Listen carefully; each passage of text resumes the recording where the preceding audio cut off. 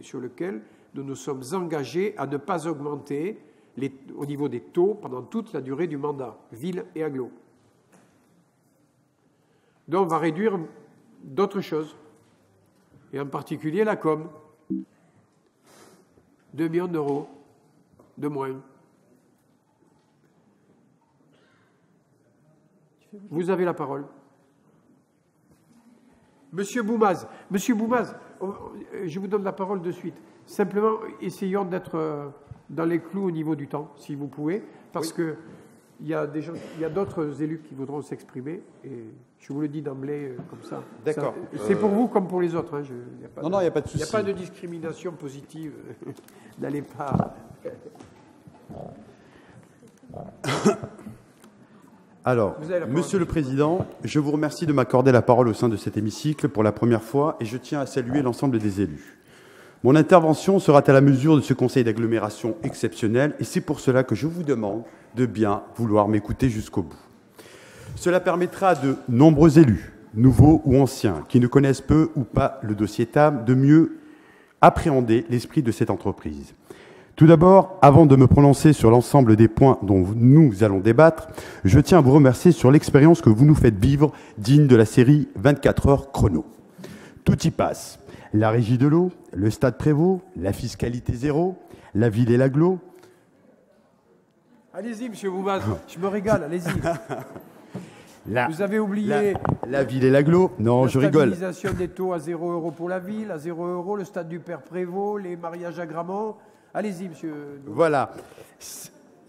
Ensuite, le président Allot, formidable. J'ai kiffé cet épisode. Exprès ou pas, je m'en fiche. Mais moi, je vous dis bravo et encore merci pour cette nouvelle gouvernance que vous nous avez proposée au sein de cette agglomération. Enfin, quelqu'un qui se mouille la chemise, le maillot et surtout qui n'a pas peur de l'eau.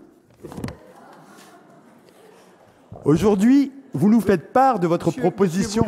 Monsieur Boumaz, monsieur Habert était aussi dans l'eau avec moi. Hein. D'accord, il n'y a pas de souci. Il n'était pas tout seul. Il a plongé aussi, et tous les deux en même temps. D'accord. On aurait dit de la natation synchronisée, lui et moi.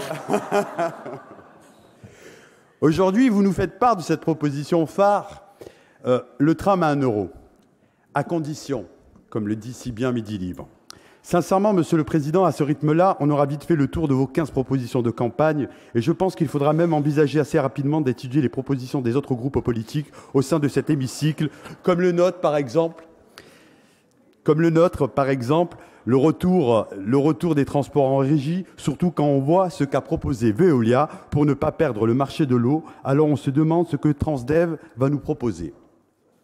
De plus, cela aura pour effet de démontrer votre envie d'une politique autrement, au-delà de la piscine bien sûr, mais selon votre programme. Cela permettra aussi de prouver cette envie d'une gouvernance partagée, alliant transparence, rigueur et citoyenneté, et ce, bien sûr, selon la charte Anticorps dont vous êtes signataire. Et c'est à juste titre qu'Anticorps 34 vous a décerné le prix éthique 2014 dans la catégorie élu. Monsieur Boumaz, je cherche un bon directeur de cabinet à ce moment. Je termine. Chapeau bas. Il manque plus que Manu alors. Bon, par rapport au sujet qu'aujourd'hui, le tram à 1 €, c'est un dossier que je connais par cœur. Je le connais en tant que citoyen montpelliérain. Et pour ceux qui en doutent, je suis bien un produit du terroir.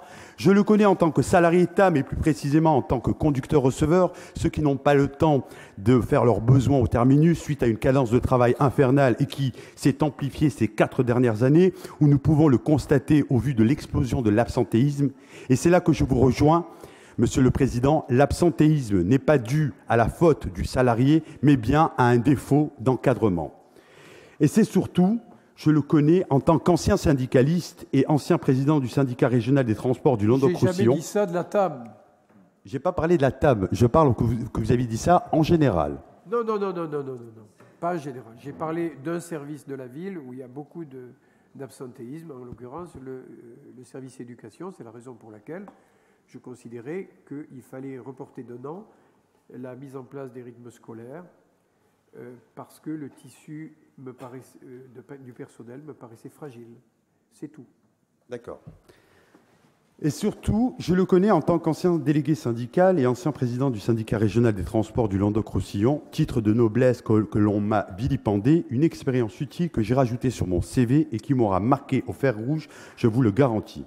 C'est pour cette raison qu'aujourd'hui je siège parmi vous. Je ne suis qu'une résultante de cette politique sociale dite de gauche et qui est menée depuis trop longtemps à TAM. Par contre, pour comprendre TAM et ce que sont les transports au sein de notre agglomération, il faut comprendre l'histoire et l'évolution de cette entreprise.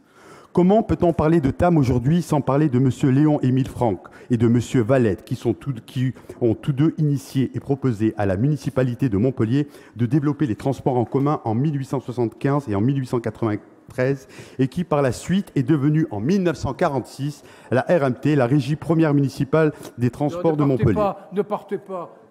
Il n'y aura pas le quorum pour voter. Comment peut-on parler de TAM aujourd'hui sans parler de la CTM, Compagnie des Transports de Montpellier, compagnie privée, c'est la première délégation de service public, qui est devenue par la suite la SMTU. Rappelez-vous, nos fameux bus bleus Lustucru. Et surtout, comment peut-on parler de TAM aujourd'hui sans parler du peuple TAM, de ses salariés, de ses ouvriers, de ses employés, ceux qui participent jour après jour et minute après minute au véritable rayonnement de cette entreprise et de notre agglomération. Lors de votre intronisation à la mairie de Montpellier, en date du 5 avril 2014, vous avez su saluer nombre de personnes et plus particulièrement les maçons qui bâtirent cette ville. C'est à mon tour aujourd'hui, Monsieur le Président, de saluer l'ensemble des carreleurs, ses employés, ses ouvriers de cette France d'en bas qui nous ont permis de circuler au sein de notre si belle cité. Je partage. Et comme l'on dit, jusqu'ici, tout va bien. Nous sommes toujours dans le cadre d'une gestion dite d'intérêt général, de mission publique, voire familiale, où l'histoire et l'évolution de cette entreprise sont gravées sur une pierre en marbre avec trois grands principes. Adaptation, modernité et performance. Aujourd'hui, que reste-t-il de cet héritage de TAM? Nous avons deux périodes, celle de 1999 à 2010 et celle de 2011 à 2014. Pour la première période de 1999 à 2010, nous avions deux grands personnages, dont l'un était visionnaire et qui était un grand homme politique, M. Georges Frêche, et le second qui était pragmatique et directeur général des services de TAM, directeur apolitique, ce qui se fait rare de nos jours, c'était M. Le Tourneur. Ce que je peux vous dire aujourd'hui, c'est qu'entre ces grands hommes, parfois le débat était plus couleux, mais quand deux grands esprits se rencontrent, cela donne le résultat escompté. Leur seule devise était l'excellence, l'excellence pour notre agglomération, l'excellence pour nos usagers, en gardant l'esprit, l'histoire du passé où l'homme était au centre des décisions et où, au moins eux, avaient compris une chose, c'est que le progrès sans l'homme n'est plus un progrès. Il fallait les meilleurs pour notre service public, comme le répétait très souvent Georges Frêche, et merci encore au vice-président M. Bonal, qui nous l'a rappelé lors de la dernière commission des ressources humaines. C'est vrai, il nous faut les meilleurs, ceux qui sont prêts à se mouiller le maillot, la chemise, où la récompense, la reconnaissance passe par le mérite au travail et non pas pour une étiquette syndicale politique, voire un numéro de loge. Et comme le disait Monsieur Le Tourneur, on ne passe pas maîtrise, on passe maîtrise parce qu'on est bon et non pas parce qu'on est à la CGT. Pour la deuxième période, de 2011 au 14 avril 2014, avant votre intronisation, nous sommes passés de l'excellence à l'entreprise la plus détestable de Montpellier. Une entreprise qui n'a plus de cap, où nombre de projets sont inachevés, voire bâclés. On le constate avec la ligne 3 et 4, une entreprise aux abois qui, pour avoir des comptes positifs...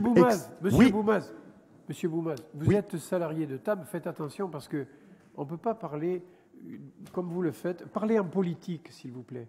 Ne parlez pas en tant qu'employé de TAM, parlez en politique représentant une partie de l'électorat montpelliérain qui a voté pour vous. Mais pas en tant que représentant syndical de TAM et pas en tant qu'employé de TAM.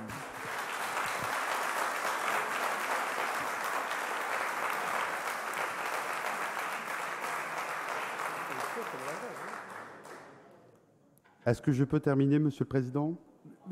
Monsieur Boumaz, vous avez la parole, mais parlez, comme je vous l'ai dit, et dans les normes, parce qu'on n'est pas là pour régler les affaires personnelles. Si vous voulez. Je ne suis pas là pour régler des affaires. Je ne suis pas là pour parler en tant que représentant politique. Oui, il n'y a pas. Non, je parle en tant que représentant politique, et ma particularité, Monsieur le Président, c'est que je suis salarié de cette entreprise, comme vous l'avez dit. C'est bien là qu'est le melting pot. Voilà. Je ne suis pas là à titre personnel à régler des comptes, mais simplement de comprendre le contexte du fonctionnement de cette entreprise est assez important. Quand tout à l'heure vous parliez d'économie, Monsieur le Président, l'économie, ça se fait aussi par la gestion. Merci, Monsieur Boumaz. Voilà. Je vais